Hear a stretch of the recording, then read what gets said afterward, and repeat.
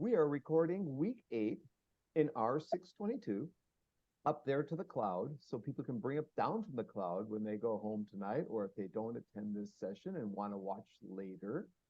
I'm sure we'll have a lot of repeat viewers because the topic is very interesting, and it's a topic that's, somewhat fuzzy for many people to understand. So it might take a couple tries in listening to this session and doing some additional reading and watching some of the videos that Natalie has sent us to practice a bit. So Natalie Gruber has gotten her doctorate from Arizona State very recently. What, about 6 months ago or so, or 8 months ago? Yeah, about 5 months ago. Yeah, okay. So we can all do this for a couple of seconds and make sure you feel like you've accomplished something.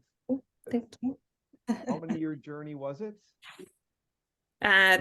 3 years in the doctorate part, but the master's needed to come before the doctorate. So how many really years in the master's was it? 2. Okay, so that's about normal. Mm-hmm.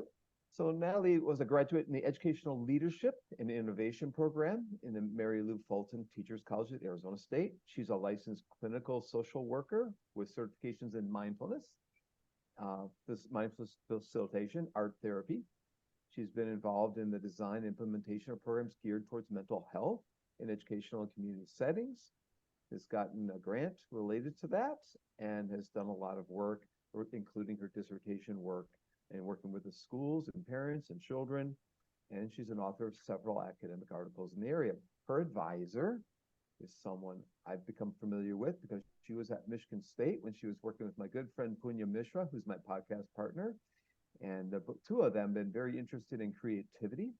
And if you are a member of AECT, which you should be, or at least thinking about, you get Tech Trends automatically for free. And if you get Tech Trends automatically for free, you've been reading Danah Henriksen every month or every quarter, whenever this comes out, because she has the opening article. And if you're not seeing her name, that means you're putting the whole issue on the shelf and not even opening it up. Because naturally, you would be reading her articles, usually interviewing a creativity expert and hearing about their career or about different possibilities for enhancing creativities in school today.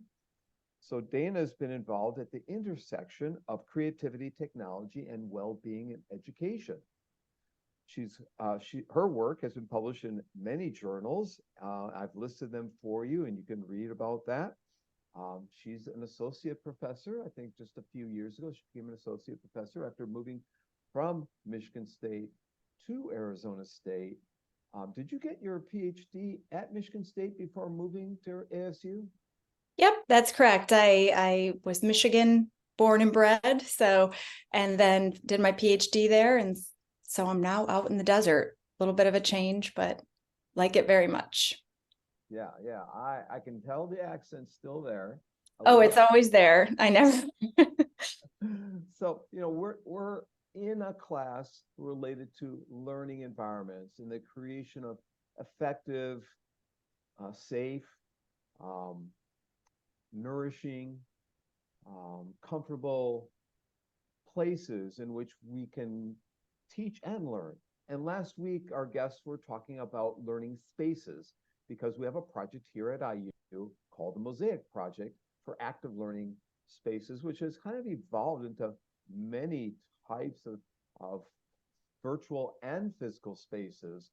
And we're doing research on them for more than a decade here.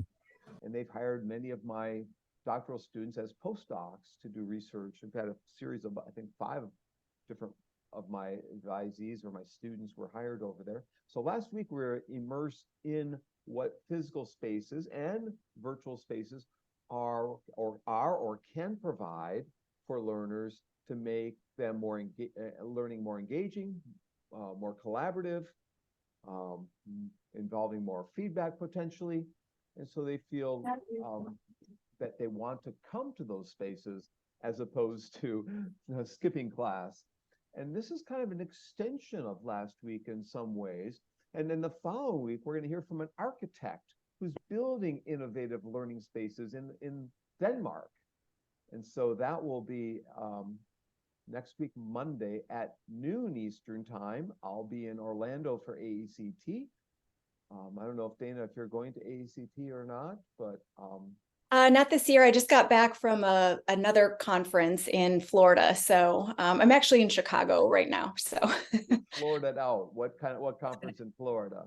The CPET Carnegie Project and the Education Doctorate. So convening for our doctoral program, the same program Natalie is part of.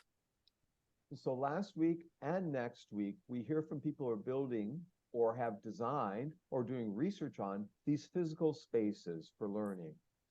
We've had also a couple of AI experts, and we have another one coming the week after next to talk about an AI tutoring system. We've had various people. Actually, it's been kind of a who's who in this class. It's really been kind of fun. But now we kind of step back for a second and think about the learner themselves, to think about the students in different classrooms who are, as all of us, in post-pandemic phase now, but yet still dealing with a lot of psychosocial, emotional issues that were amplified, maybe already were there, but amplified by the pandemic. And so, I'm curious to hear about some of the projects and people and the school that we talked to you about during Silver Line for Learning, if you could talk about that a bit.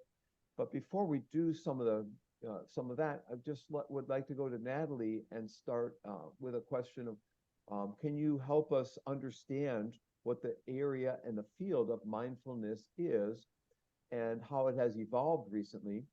And maybe start there, just, yeah. Sure.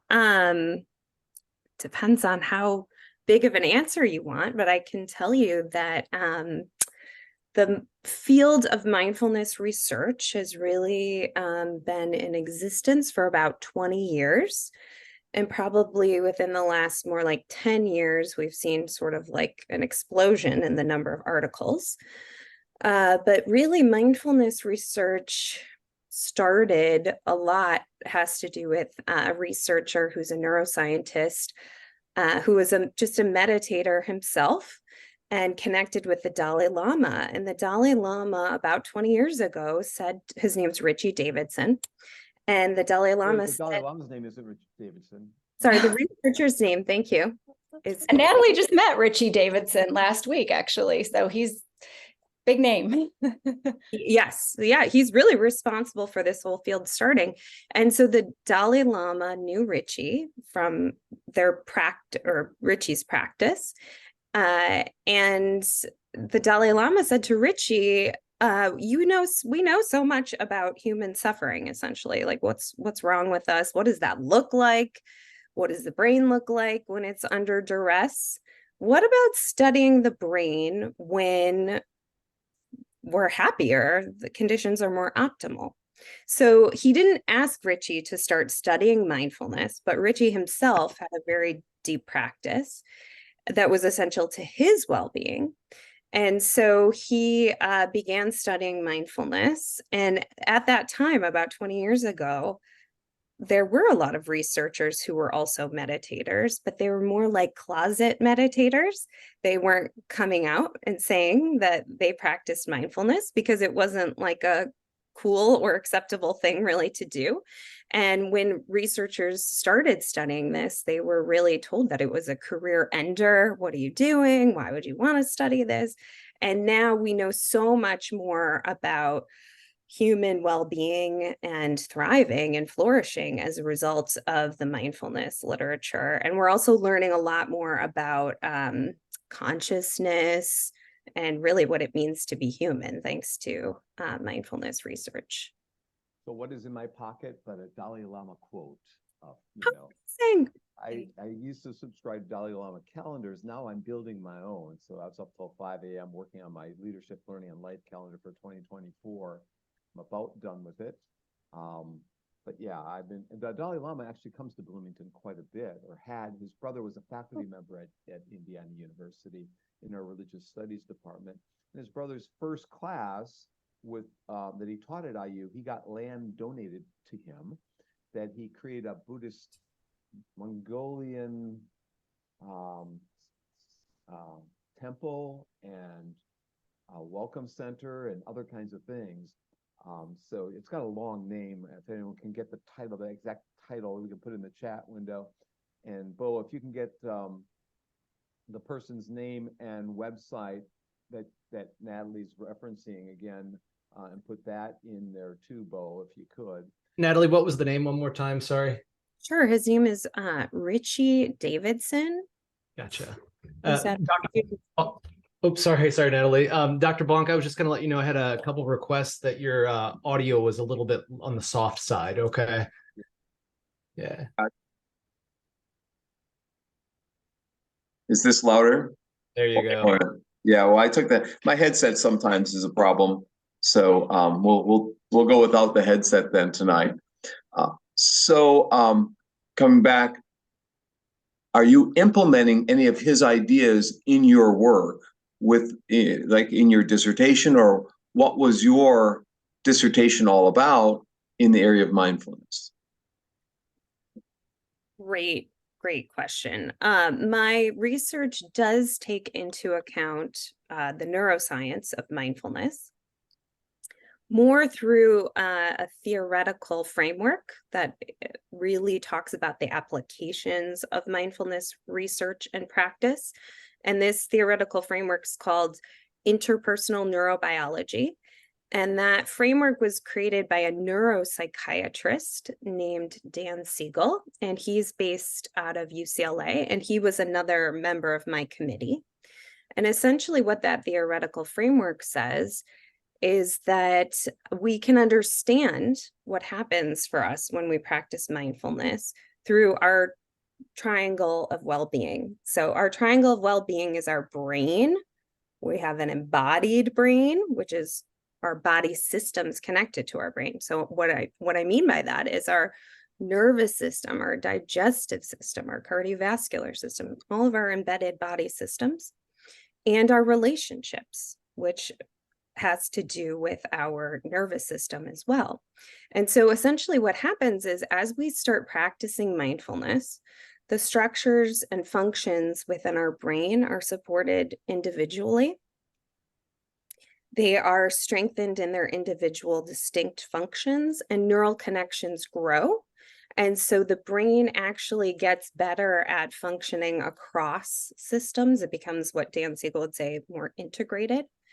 And because our brains are connected to our body systems, all of our body systems benefit as well. That's how we can understand research on mindfulness and how it does support your, lowers blood pressure, supports your digestion, helps you feel more regulated, helps with the stress response.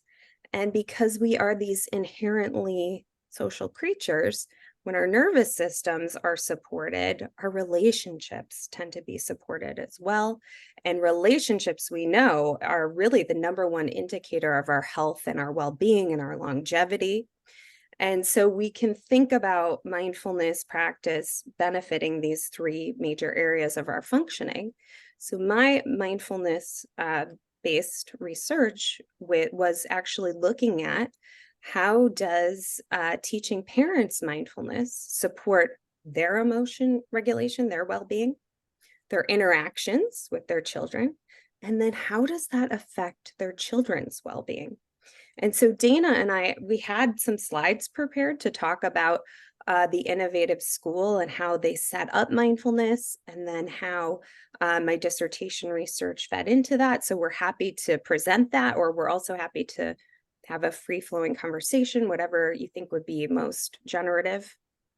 Yeah, I'd like to do that, but I'm going to hold off for just a second here and go to Danah and ask her to help us and define creativity. The other kind of something that was my area of research for my dissertation, by the way, and for my master's. So, but with technology, and my advisor wrote the book "Creativity is Forever."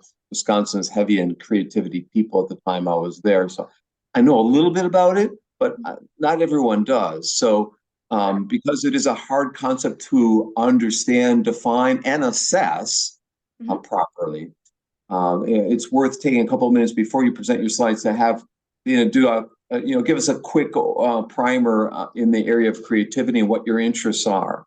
Sure.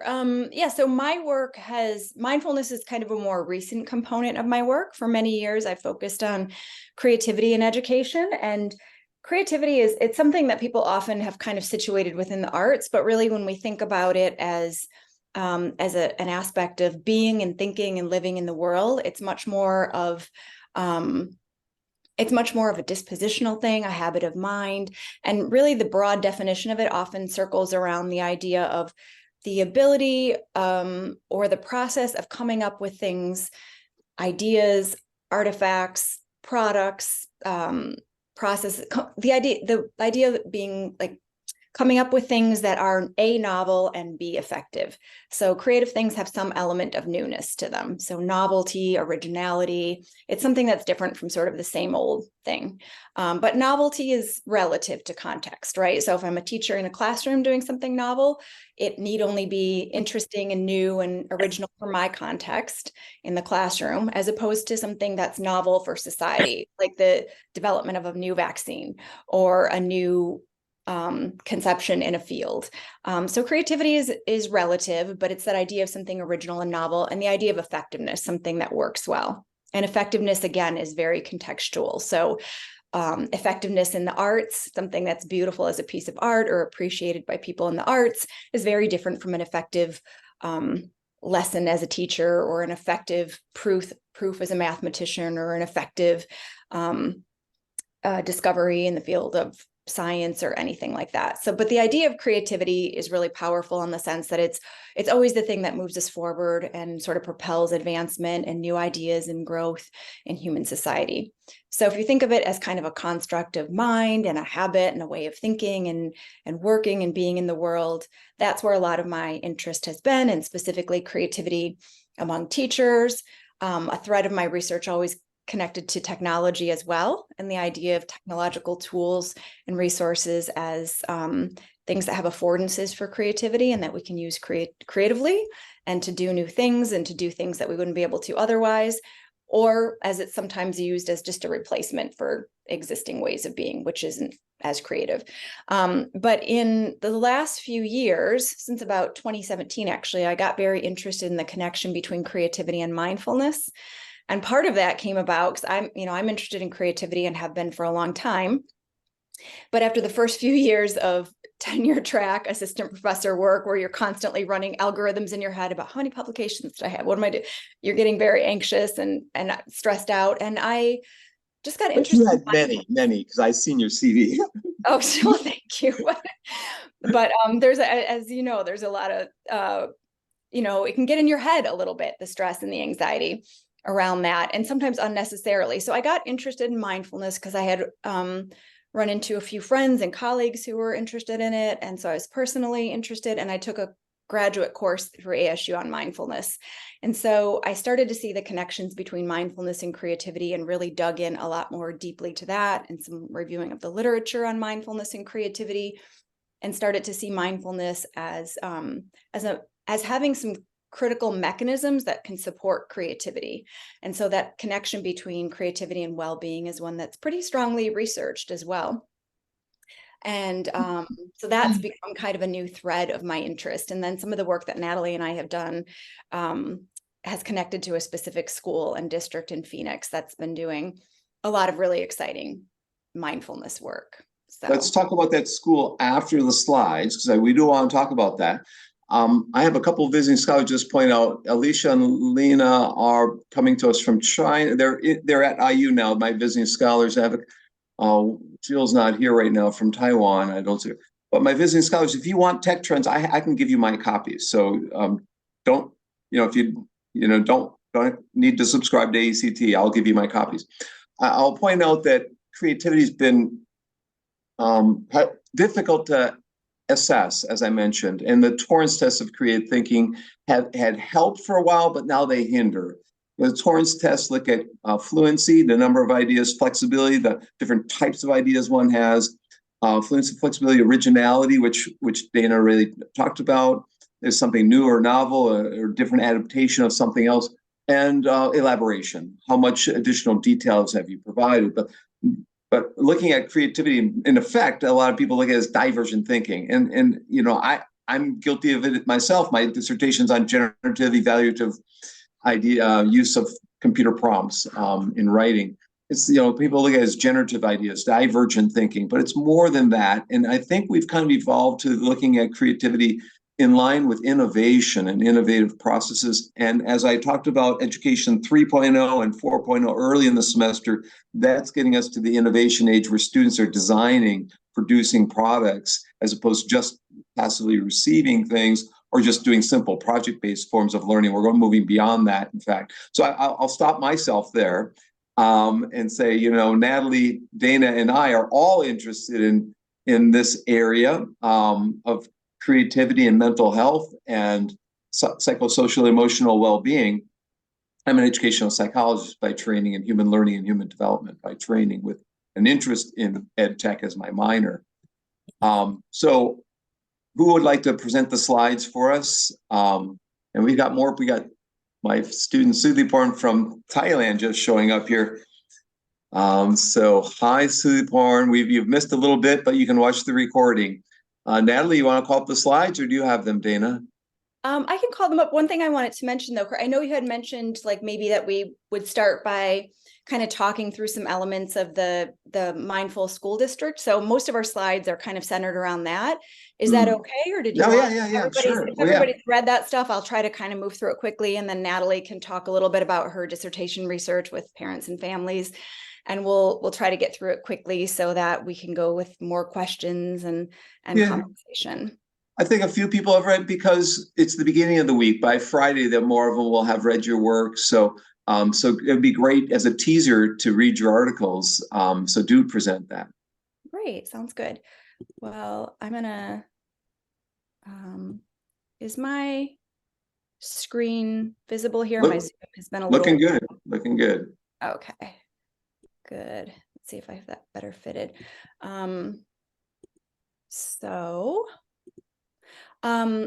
Basically, Natalie and I wanted to share, you know, based on some of our shared interest in mindfulness, we both got connected with this school research project at a school district called Baltz School District in Arizona, which is still in the process of working towards becoming what they consider to be, and let me make sure that my Zoom is out of the way of the slides. For some reason, it's kind of, there we go. Hopefully that works. They're considering themselves to be Arizona's first mindful district because they put a focus on student well-being and specifically adapting to or adopting a mindful school culture. So just as a little bit of context, we included this definition of mindfulness from Berkeley's Greater Good Science Center, because it really hits on a couple of key things about mindfulness. And a lot of people are kind of generally familiar with the term, but I think thinking of it a little bit more deeply, the definition itself is actually rather clear-cut and simple. And it's that state of being aware and noticing what's happening inside and outside of your body right now, that awareness of present moment experience. And very specific to mindfulness is the idea of a non-judgmental and gentle awareness of the present moment, of having this moment-to-moment awareness of your experience and whatever's happening right now, and trying not to judge it, which is what our minds like to do. Usually our minds are kind of doing this ongoing rumination and judgment, thinking about what's already happened in the past, worrying about or jumping to what's going to happen in the future. And mindfulness is really a way to center ourselves in the present. It's often cultivated through meditation practices. So there can be a focus on breathing, on noticing your bodily sensations, your sensory experiences. So there's many ways into mindfulness, and the Baltz district is working with many of those. And the reason that they decided to put this focus on mindfulness is based on the incredible success that they had at one pilot school, an elementary school in the district. And I'll say a little bit more about that too. So this program started at Crockett Elementary School, which is a school that specifically had a really high incidence of trauma and stress within students' lives. The Baltz district itself is America's fifth most economically segregated district. And they have a really high incidence of homelessness, they have a large refugee population that has experienced a lot of direct trauma, violence, and things that really affects kids' ability to thrive. So the school had worked with a mindfulness nonprofit for about 3 years and really transformed the school culture towards one of mindfulness. They incorporate mindfulness from the morning bell and the announcements into integration into lessons. They do mindful walking practice on the campus, mindful eating at lunch. And the kid, notably, I think the kids are given a sense of agency over their own well-being, where they can at any time let a teacher or an adult know if they are struggling and if they need a mindful moment of quiet to kind of pause and regroup. So they have this, they're cultivating the sense of agency and focus on how am I doing emotionally right now and what do I need right now to develop some of those emotion regulation skills. And you can see here a photo of just some of the kids practicing mindfulness in their class. And the success at Crockett was so influential that it was something that has really spread across the district. To give you a little sense of what that looks like, and a rationale for why they wanted to work on this program and diffusing it more broadly. The average suspensions went from about an average of 45 up to, I think, as many as 50, even the principal has said, per year, down to 3.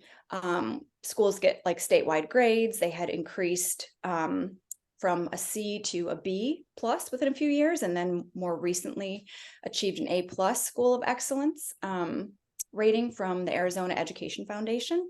They have this focus on restorative culture. And like I said, a lot of these mindfulness practices that are really beneficial to students. And a lot of that focus has helped the students to be better learners. They're getting a lot better results on some, although that wasn't the initial goal. The initial goal was trauma sensitive support and building emotion regulation into learning. Students are just doing a lot better overall in school on standardized measures and some of those other measures that are often paid more attention to.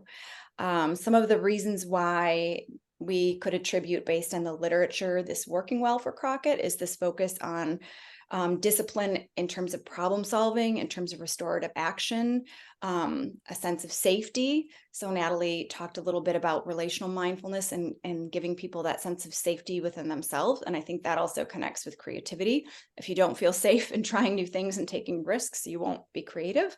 And specifically, we're not doing neurobiological research, but the reason for grades increasing may be related to that ability to calm yourself down, giving you access to the prefrontal cortex in the mind, and just that ability to center yourself. So just to give you, we can talk a little more about the research, but I'll just quickly kind of note that we have had a little bit of district-wide research that has started, but it's been this kind of slow, gradual uptake at the systems level of the district. So a lot of our data has been focused on the pilot school, Crockett, and we have a lot of interesting findings there, but we are starting to see like more happening within the district as teachers and students are working towards becoming a mindful school culture, focus on more qualitative data, and Natalie will share a little bit of that, and also some of her own mixed methods work that she's done with parents. So Natalie, do you want to just tell me whenever you want me to switch to the next slide? Thank you, Danah. Yeah, so I'm going to focus here on the first round of data collection and interviews with teachers, some of the themes that emerge. And there's so much we could say about this, so I'll try to keep it brief. But first and foremost, Natalie, can you tell us, is this separate from your dissertation or part of your dissertation? This is part of work that Danah and I did together. And at the end, I'll be transitioning to my dissertation. Great. Thank you. Yeah. So first and foremost, the training with the nonprofit started with teaching teachers to practice mindfulness. So the first theme that really emerged is that teachers learned how to practice mindfulness and began incorporating mindfulness practices into their own daily lives. And as a result of their firsthand understanding of what mindfulness is, they were able to get really creative with finding different resources and developing different practices that really made sense for the context of their individual classrooms.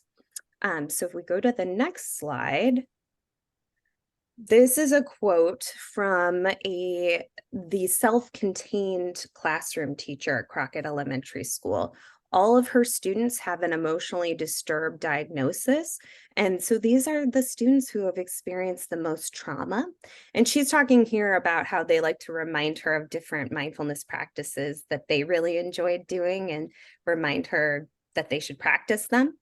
I've had the pleasure of not only interviewing this teacher, but being in her classroom.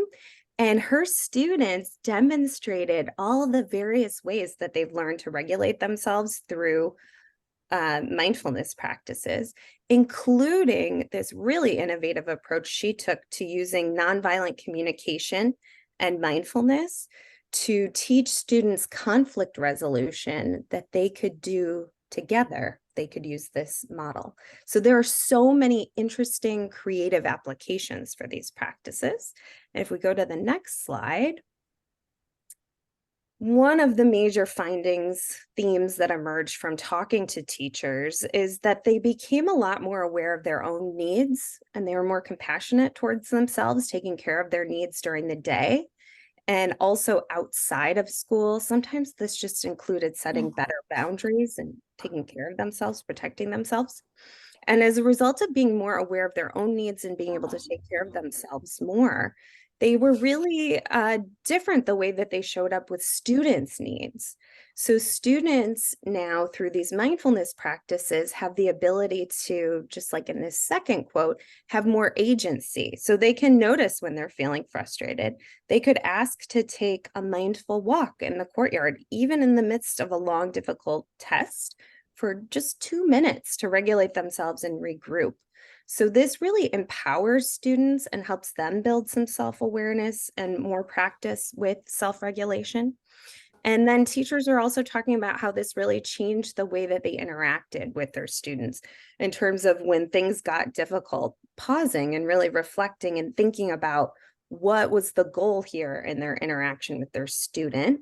What did they want to teach them about their behavior? So there's a lot of different effects. And if we go to the next slide, it is this idea that mindfulness had this incredible spillover effect, even though maybe it's not being practiced moment to moment in the classroom. There appears to be these ripple effects that take place within teachers. One teacher talked about how she sort of had this epiphany. Mindfulness has changed everything. It's changed my attitude, my relationship, my productivity. It's had all of these ripple effects. And other teachers have noticed that when they know how to regulate themselves and they're calm, their students are automatically calmer too. They're picking up on that. So go to the next slide. And here, this quote highlights the fact that this teacher's most intimate relationships with her husband and daughter were really influenced in the way that there was conflict. The teacher was able at home to practice mindfulness to regulate herself. So it's really affected everything. The next slide. I'm not sure that everyone's muted. And so if Danah and I think Danah would probably agree with this, if we wanted to drive home any particular point here, besides strengthening of emotion regulation and awareness, it's that it really takes a system within a school to reinforce these practices. So one teacher talked about how this was particularly effective because it didn't just fall on her to figure out how to use mindfulness within her classroom. The whole school environment, whether it's through the morning announcements, in the emails, group meetings, support and reinforce these practices. And ideally, that is just how mindfulness works, that it becomes really a way of life for an individual. And then even better when the classroom and school setting becomes this container that reinforces practice. So that's what we found at the model school that was particularly effective. And if we go to the next slide, this is incredibly innovative in the sense that it wasn't just teachers and students. I brought parents in through my dissertation research, which I'll talk about in a second. And then Danah and I also brought in the creativity lens. We trained the teachers in a model that incorporates mindfulness, and it's art therapy based, to help promote using art and mindfulness, self-regulation, and also this model can be used to solve problems and gain insight, and we'll be happy to answer any questions you might have about that after. And so now this is my dissertation research. So as a clinician, as a social worker, I know that if we're looking to support children's emotion regulation, we start with parents. Parent and child emotion regulation are interdependent. There's a huge body of research and attachment theory. It began with attachment theory that supports this. So what I did was I taught parents, so a small group of parents, 7 parents, to practice mindfulness in their daily lives. And I taught them a curriculum that was developed at UCLA in their Mindful Awareness Research Center that really just teaches people how to bring mindfulness into their daily life. So when you're walking or you're eating or you're listening or you're sitting and breathing, you know how to bring mindfulness into your daily life. And so through my research, what I was curious to find out was, if I teach parents mindfulness, will this support their emotion regulation? Will this have any effect on their interactions with their children? And subsequently, will children's emotion regulation shift? And what I found through mixed methods research, so surveys at the beginning and end of class, interviews upon completion of the course, and then my ongoing field notes and autoethnographic observations, is that teaching parents mindfulness helps them to strengthen their emotion regulation. It does change how they show up in their interactions with their children, and subsequently children internalize their relationship with their parents differently, which leads to strengthened emotion regulation. So how does that happen exactly? I'll try to just very briefly explain that. Parents who practice mindfulness in their daily life became supported not just in their ability to regulate themselves and their awareness, but they became more aware of themselves, of what their children's needs were, what's going on inside of their children, and also aware of the fact that they have a relational self, a self that shows up in relationships, and that these relationships and interactions really matter. So one major theme that showed up in the interviews was that particularly in moments of difficulty, parents would pause and bring awareness to themselves. They would encourage their children to pause.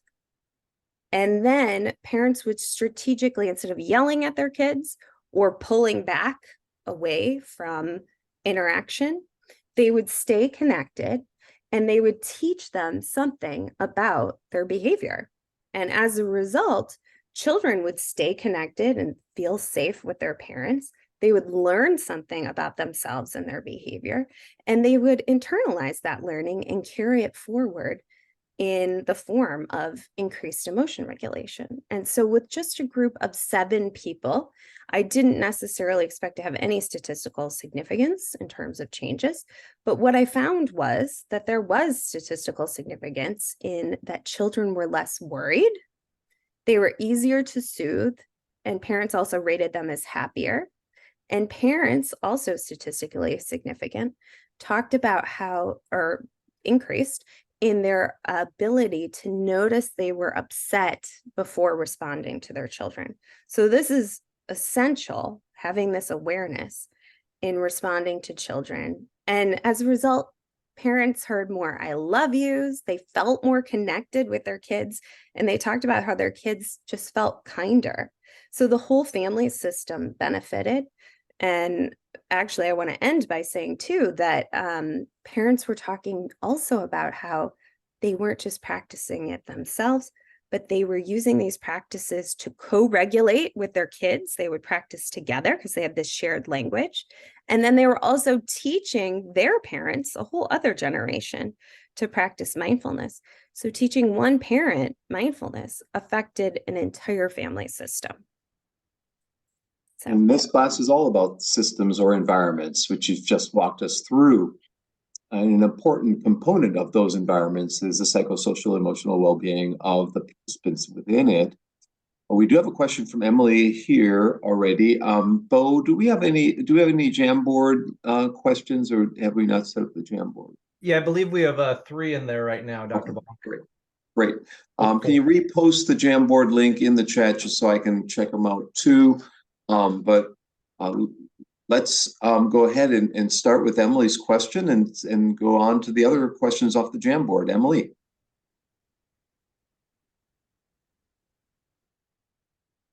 One, your dissertation on as a parent, so on a personal level. I have a question about that, but I'll start with the research that you did around mindfulness at the model school. I'm just curious if you could expand a little bit upon what steps, what hurdles, what takeaways you learned from how to roll out the full school. I hate to use the word initiative because it makes people cringe nowadays. But what did that process look like to really embed and get faculty invested, and then of course the kids that natural investment from the kids, from the whole school community? So I can start, and then Natalie, if you want to jump in, because you've also talked a lot with Sean, the principal of the school. So we will say that, like, we came on board as researchers. Mindfulness First, the nonprofit, did a lot of the work and bringing that out with the initially the pilot school, and then with the district. But we've had a lot of opportunities to talk with the principal, particularly of Crockett, the school that really was the one that took up the gauntlet and was the first one out of the gate. And I know that the principal, Sean Hannafin, has talked a lot about his role as the leader in bringing that to the school, and that it wasn't something where you can just kind of bring mindfulness in and drop it in and be like, new thing, let's all do that.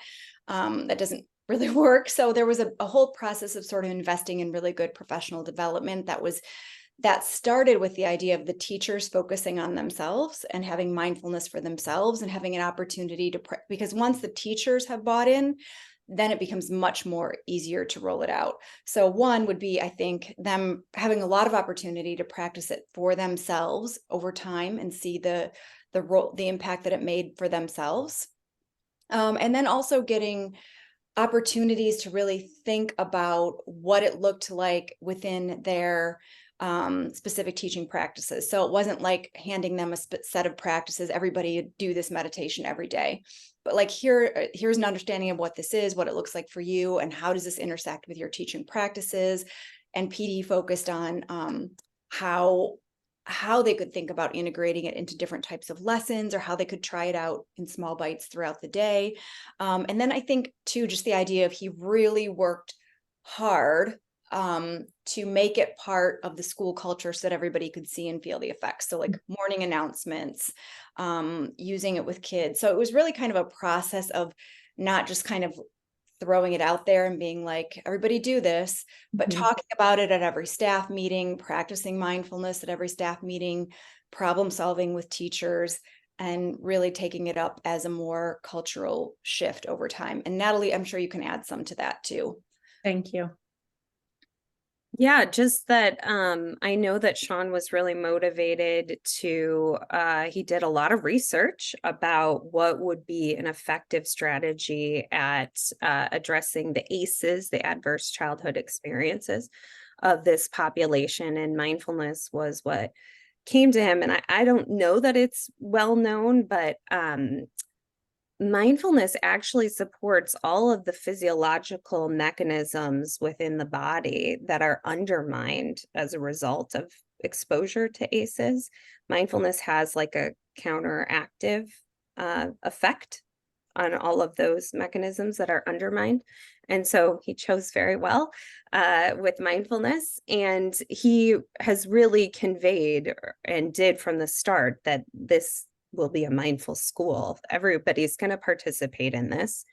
And as a result, when he hires new people, he's really assessing for willingness to engage in these practices. And if people aren't willing or interested, then he just doesn't hire them. It's not a good fit. So Sean has a very relational style of leading. people feel really connected to him and like he cares about them as individuals. And I think that that has been a major driving force of enacting this vision that he had.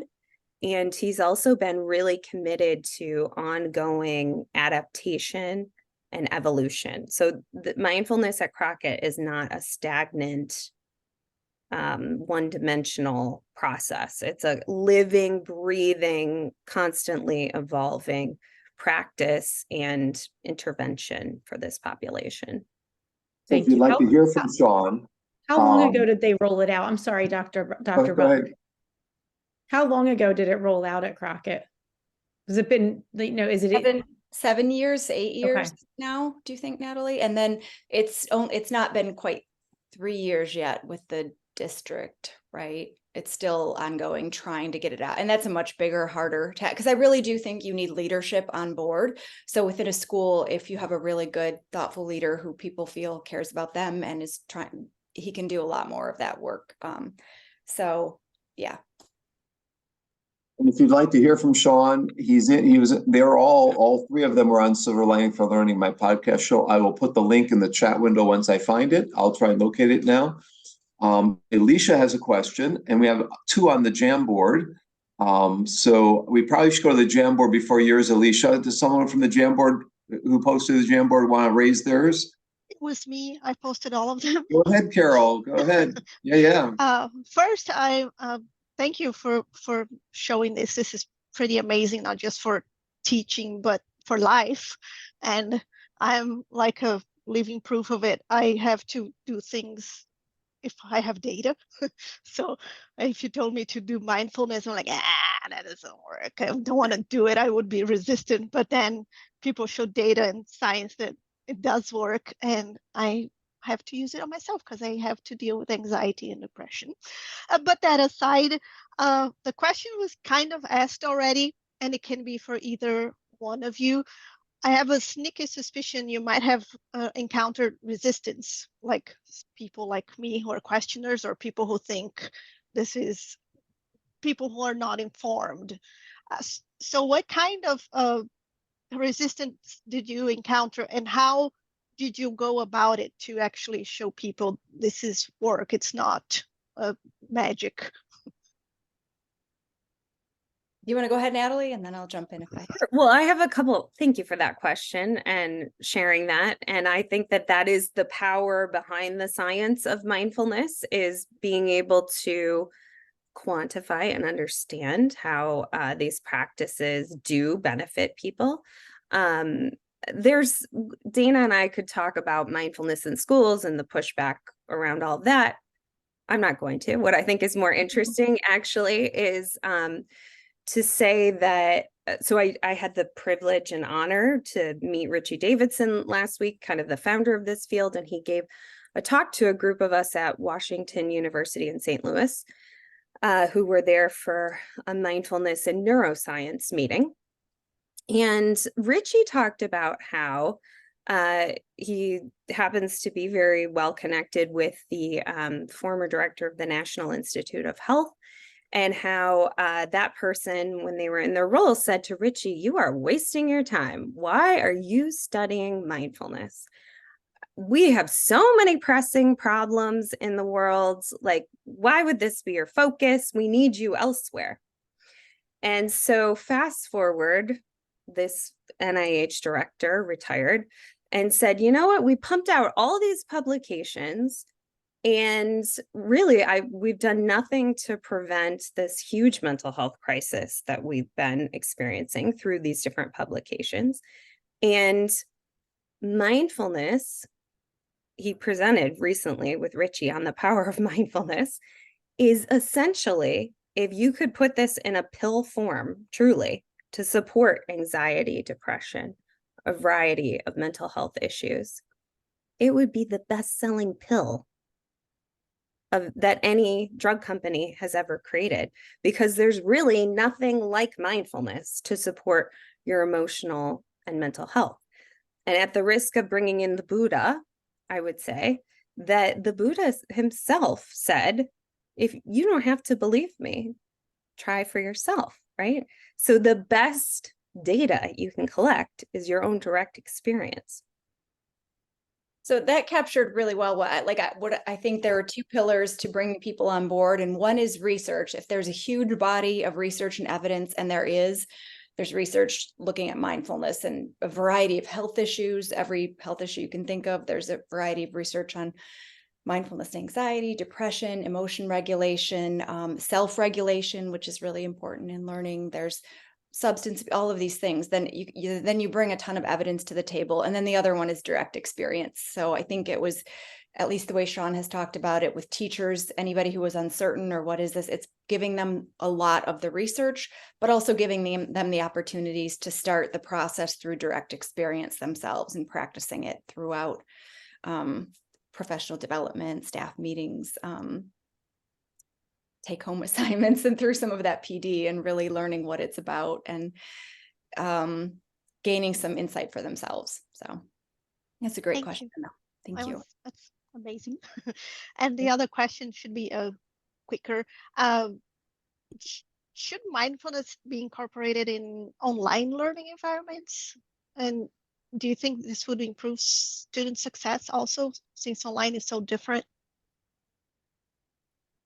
I teach online a lot, and I think that's a great idea, and that's a great concept that we're just kind of starting to play around with a little bit. One of the challenges is that, with online learning, a lot of students will, they're going to turn in their work because there's a grade attached to that. So sometimes I've done this where I'll give them little announcements, little video snippets, not my own leading meditations, but things, just reminders for the week to take care of yourself and all of that. And you hope that there's uptake of that. But I think there's still kind of work going on and thinking about what that can look like online. If you have students in a synchronous session, that's great, because you could do a little bit of the kind of thing that Natalie did at the start of the Silver Linings podcast. If you watch that, where she led a meditation. And in terms of asynchronous online learning, which is still a lot of what we do at ASU because of having people in so many time zones, I think that's something that we're still thinking about. We can give meditations and give affirmations and give some of those things within the content, but something you also don't want to tie a grade to. So it's a good question, and something I don't have a clear answer to. Natalie, do you have any thoughts on that one?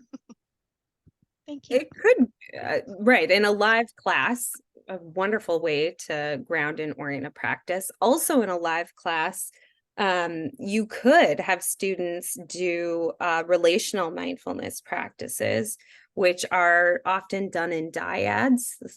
I did my teacher training for mindfulness at UCLA, where they've developed a lot of these relational mindfulness practices. And those practices tend to really help people quickly connect with each other.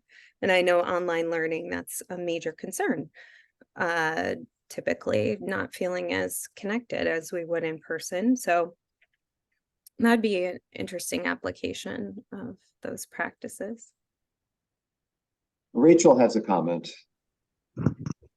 I made a comment in the chat, but I also would like to ask a question. I was just comparing, you mentioned if you could make this in a pill, it would be the best-selling pill. And it's similar to the way that eating healthy and treating our physical bodies better. There are things that we can do, and generally most people know much of what they should do to have a healthier body, but it's not something that we make time for. But just that there would be less illness if we did that. But my question, I'm genuinely curious, how do you quantify it? It seems apparent that more people today are anxious and experience depression and have diagnosable mental health situations. I mean, not even like an illness or something bad, but just a challenge. How do you know if that's more today than in the past? Is it just that now we diagnose these things? Now there's less stigma, so people are seeking treatment? As a scholar or a researcher, how do you know for sure that it's more now than before, or does that matter? Yeah, it's a great question. Danah, are you okay if I answer this? Please go ahead and I'll jump in if anything comes to mind. Yeah, well, I think that contextually, a lot of us are, we're aware of all the huge crises that appear to be impacting mental health globally. I think that increased suicide is really a key indicator of that. During the pandemic, there was the American Academy of Pediatrics issued an emergency around youth mental health. So the stakes are really, really high. And I think that we do have some good hard data on increased diagnosable anxiety and depression, and that there's a lot of societal forces contributing to that. Danah, what did you want to say? No, I was just going to say, there in some ways there are pieces that because you're right that there is a lot more awareness and discussion and diagnosis than there was in the past. Some of the crisis is sort of measured through as dark and grim as it is, indicators like suicide, like school shootings, like violence, some of those events that are sort of secondhand results of mental health crisis. So there is a lot of data on that. But we have also seen, so Natalie, you mentioned the Academy of, is it Pediatrics? Yeah, and there's also some major US studies that I don't have the citations on hand, but we've cited them in a few of our papers. And some of them you'll see if you're like some of the readings over the week, where they have like tracked it in, recent decades using some of the same measures. And so especially in youth, in large populations of youth, that has been absolutely on the rise. So I think it's a good question because that is kind of a confounding factor, the one that you mentioned. And yet there are some pretty good indicators out there. And a lot of it could be social media, society, changing, forces in the world. It's hard to pinpoint that, but it seems like the indicators are there for that being. And just the teachers that I work with a lot of teachers every semester. I have seen a huge spike in the last 5 years even, but especially since the pandemic, of people working on problems of practice related to mental health because of concerns among youth. I used to see, prior to 2020, maybe one a semester. And now it's 5, 6, 7 students per semester working on those issues. So I want to be cognizant of time, but and I was going to have Natalie walk us through a meditation exercise, but I think we have so many questions. Let's just try and get to the questions tonight. If we have time at the end, great. If we don't, they can watch the episode. I've skipped Alicia for too long. Alicia, you want to jump in with your question now? Okay, it's very nice to have both of you here, and I think that topic is valuable. So my question is, could you please provide further details on the upcoming research initiatives or emerging trends focus on exploring the long-term impacts of mindfulness interventions on students' academic or emotional performance? Thank you. And I should mention that Alicia is an English professor in Shanghai. She's here in IU for a year. She's been here before. It's her second visit. So either one of you want to address that? I'm going to let Natalie, because she was just at a major conference with a bunch of big mindfulness researchers who are doing the cutting edge work in the field, and she can maybe expand on that a bit. Trends or... Yeah, well, so over the summer, I was at the Summer Research Institute through the Mind and Life Institute, and that brings together multidisciplinary researchers in mindfulness. And there's an amazing group at UVA where they have a contemplative sciences center where Tish Jennings, you could look up her research, has been involved in a lot of multi-million-dollar, large-scale mindfulness and education research projects. She presented there on a 10-year study that followed several schools, at least 20 schools, I think, in Louisville, Kentucky. Louisville, Kentucky, you may know, is a kind city And so Louisville actually has been the setting of a lot of mindfulness research in schools that really support this kindness initiative. So I would look at Tish Jennings' work in terms of more longitudinal, large scale kinds of projects. And on that note, Tish Jennings years ago developed something called the CARE program. And you can look that up too. That is a free curriculum for schools to implement to teach students mindfulness. And I believe it covers K through 8, but I could be wrong about that. It could go all the way up to K through 12. So I'll stop you there. Yeah. Since we have so many questions coming in, that was a great answer. Alicia, UVA is University of Virginia, and Bo put the link in the chat. We need to go to Suthiporn Sanchapanroth, my former student, who's a curriculum expert in Bangkok, along with a technology expert. And she says here, I'm very connected to this topic since, I chose Buddhist school for my kids and, or her daughter. My colleague asked me why, and I simply answered them that this is the thing people need now and in the future. Suthiporn, do you have your microphone working? Yes, I do. Okay, go ahead. Yep. Yeah. I like this topic a lot, and I think there's something that I can share with. And according to my comments, I just want to say that I think it is something that the kids need, because we cannot teach that in the school. We need them to practice. And the school that I chose, they have the initiative. They are very first school in Thailand that proposed to have the Buddhist curriculum. And it's not like religious curriculum itself, but it's more as the practice that integrated with all of the activities.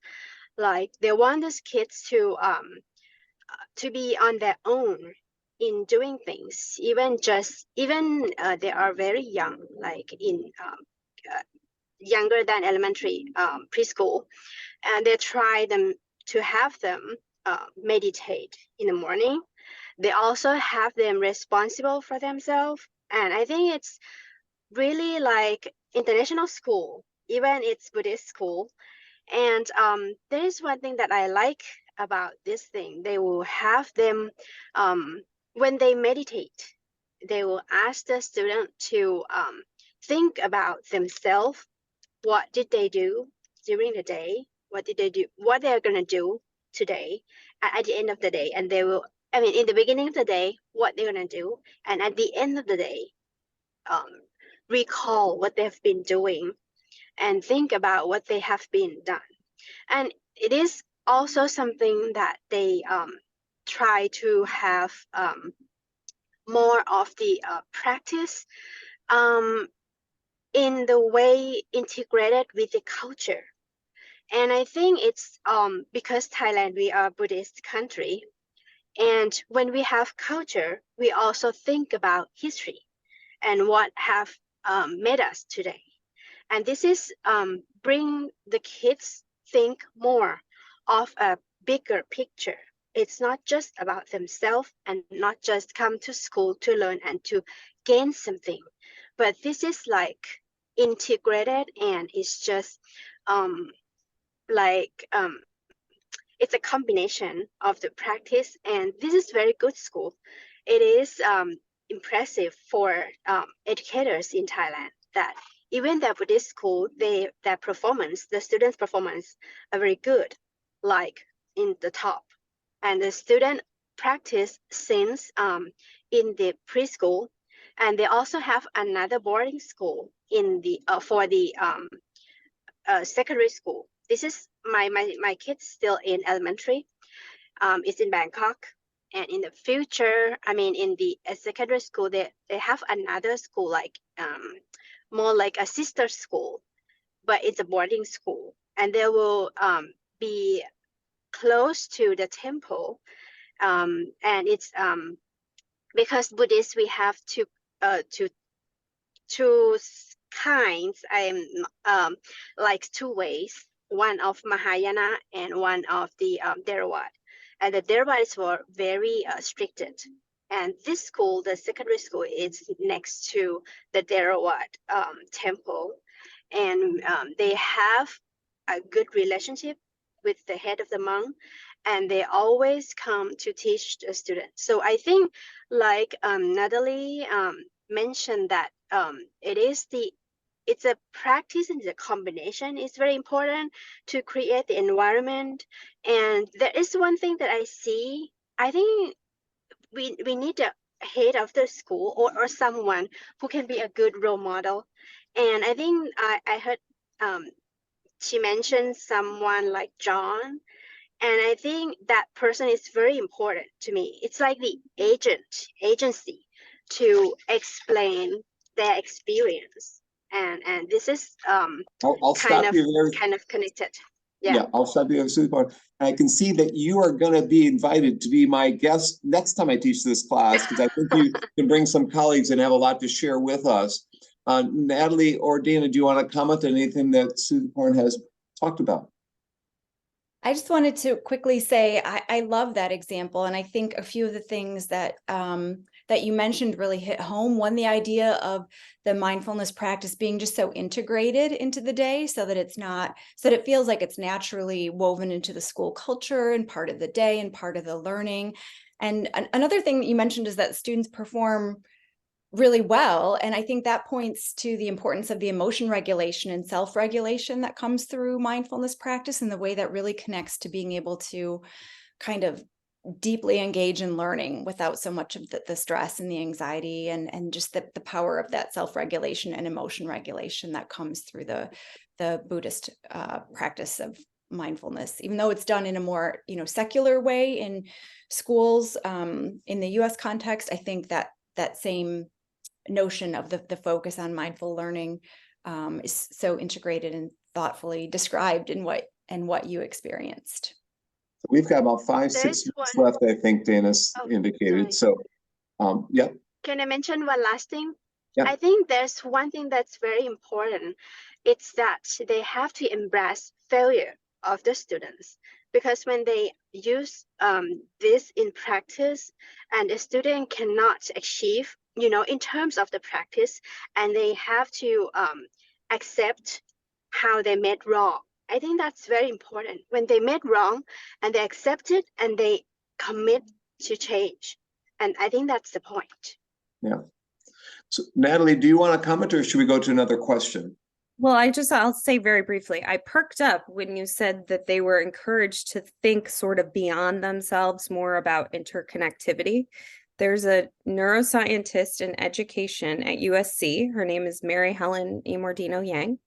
And her research has demonstrated that over longitudinally looking at children's brains, if they respond to hearing a story with more of a sense of interconnectivity and worldview and being able to think beyond themselves, that this ability actually predicts how their brains develop into the future.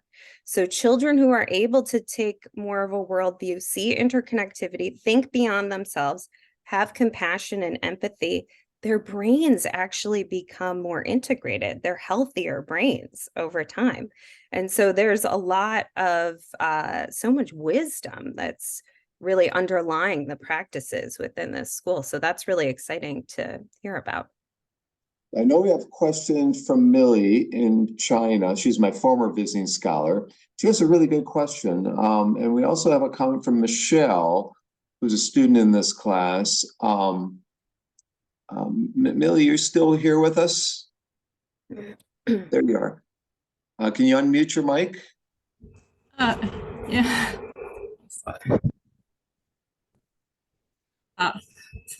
It's a big interesting topic about the mindfulness and thinking and meditation. I love that about the topic. But actually, just now the Thailand scholars also talk about the children, the kids meditation, or the Buddhist school. Yeah, I'm thinking I observed some adults meditation in some room, but I didn't know. Lots of people do research about even elementary school kids to practice mindfulness or meditation. So in my impression, in China, some parents maybe send some kids, especially naughty kids, to boarding school or traditional school for me. But I didn't know how about the function or the usefulness for practice them. So my question I think, about, right? My question is about a lot of American elementary school to try to practice kids mindfulness in the classroom. Right. I'm going to stop you there because we are short on time. Her question in the chat window is, it works for adults, but does it work for kids?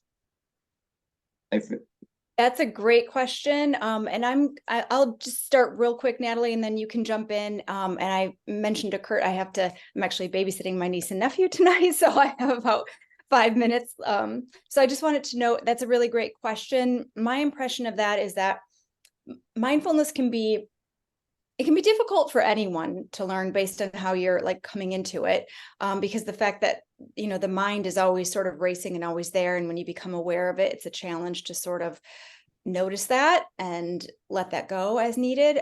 I think kids, I don't know that I would say it's harder or easier. I think it's just different in terms of the way that you interact with them and the way that meditation is presented to them. You may not be able to do as much of the sort of discussion of the underlying concepts in the way that we might talk about it with adults, but some of the same practices of just sort of noticing your breathing, being focused on an experience or a moment. I think kids can really nicely connect to that, and kids can naturally oftentimes be a little bit more in the moment than adults. So in that sense, that's something that you can oftentimes tap into. And it's more, at least my impression from teachers who are doing this type of work with kids at different developmental levels, is it's not harder. It's just different in the same way that anytime you would be teaching a concept to a child at a different stage or a different level, you would kind of orient them differently to it and maybe a different entry point. And Natalie, do you have any more specific thoughts on that? Well, I think children's mindfulness is a lot more fun than adult mindfulness. There's a lot more play and creativity involved, and oftentimes bringing in really concrete things like roller coaster breathing, like pairing your breath to slow down your breathing, or using one of those, I can't think of the name of the ball, but do you know what I'm talking about? That like expands, and expanding on your inhale, contracting on your exhale, making it really concrete, making it playful. Different mindful activities. We've noticed a lot of the teachers doing like mindful art and thinking about different ways that it can intersect in a developmentally age appropriate way with whatever content they're teaching. Thank you very much. My another point is about for most adults, if they try to meditate or maybe they want to relax. But for students, do you think the mindfulness is more helpful for the thinking or for the study? Does it impact them cognitively? Well, I would say it impacts everyone cognitively in different ways, but one of the key measures that we use with students is their academic performance, right? So there's probably more, I don't know that for a fact, but I would think there's more literature on that, because that would be like a key indicator in an educational setting that that's often the key indicator we focus on. And then wouldn't you also say like behaviorally? So just things like, because behavioral things relate to what's happening, you know, cognitively, how the child's thinking. So when you see suspensions going down, when you see teachers talking about different sorts of behaviors and self-regulation in the classroom. So there's a variety of indicators in those. So Michelle, did you want to bring up yours before Danah has to leave tonight? Your comment that you made. I can. I don't have any questions at this time, but I'm just very glad to see this topic, and I wanted to thank you both for showing up. This has a deep resonance for me personally, going back many years. And I'm in asynchronous adult online learning for basically professional development programs in holistic health. And so, you know, a hotbed of mindfulness and practices like this. The organization I was at previously, really, it was who she was, the founder of this school. She just kind of embodied mindfulness. And so much so that I couldn't necessarily give you clear, you know, steps that we took to integrate it into the environment. It just was there. It had a spaciousness to even the user interface, the lesson content. When she did a video for a lesson or a webinar or anything, there was very, very secular, you know, let's just get very centered. Here's what we're focusing on right now in this moment. It all was just kind of bathed in mindfulness. And like I said in my comment, we didn't measure outcomes because it was just always there. And I think in some of these kinds of programs, it's not outcomes focused, and, you know, it's kind of its own thing. But I'm still in the same content domain, and I'm in a competitor school now, and I can see the difference now drastically, that, you know, the connectedness among students and their perceptions of their own successes, or how they handled their frustrations, even reflected in the learning design, and how they processed things and how they shared in the space we created for them. We had a student forum that was built mindfully in the same way. It was incredible. I've never seen anything like it. So you've kind of both inspired me to see how I can, you know, if there's a place for me in looking at some of these issues moving forward in online learning. So thank you. Did you say the new place is not doing what the old place was doing? No. Okay, I'll stop there. So does Claudio or Ty or Amelia, Emily, or Lucy want to make a final comment here? Yes, I really think that this was a very interesting topic, and I was actually researching some of different things that you can say about this presentation, and I found something that is very important, that it says that mindful is the key to self-care, and self-care is the key to having a very meaningful learning process. So I think that that is the best closure that we can have for educators and people that are involved in this field. That is that if we take care of ourselves, and if we want our students to learn better, it's like we really need to motivate them to take care of themselves as well. So thank you so much for being here tonight. And Claudio's coming to us from Dallas. Emily or Amelia or Ty or Lucy or Bo, anyone want to make the final comment? Amelia's coming to us. So we got, thank you. This was amazing from Carol. We got Amelia from Japan. Amelia?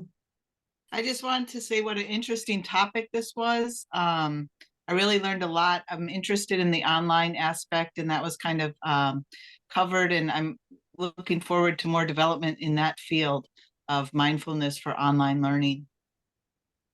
Okay, I think we're about done, unless anyone else has a final thing to say. We've got about a minute left.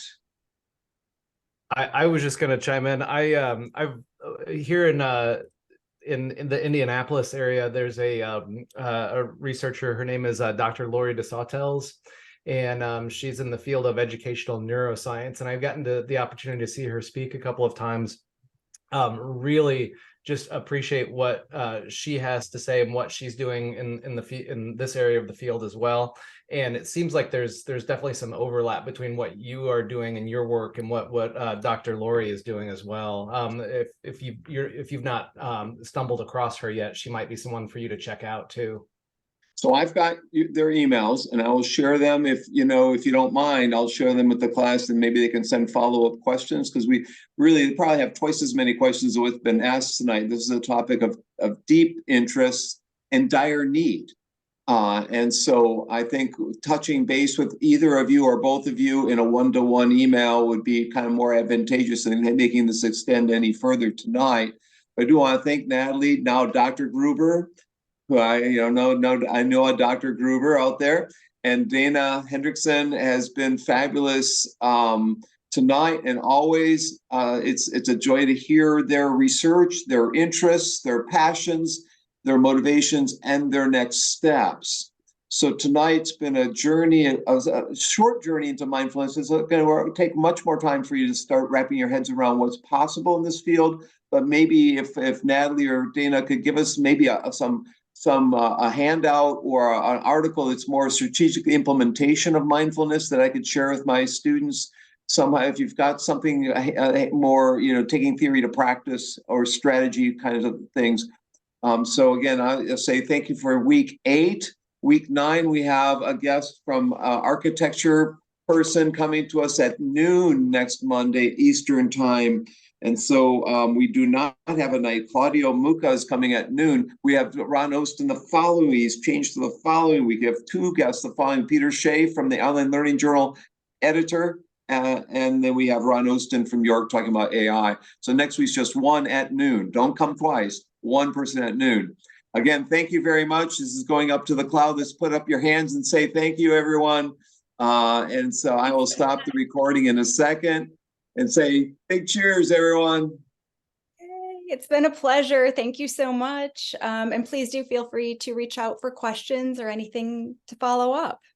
Same here. Thank you. What a privilege and honor. And thank you for your wonderful engagement and questions. And feel free to reach out.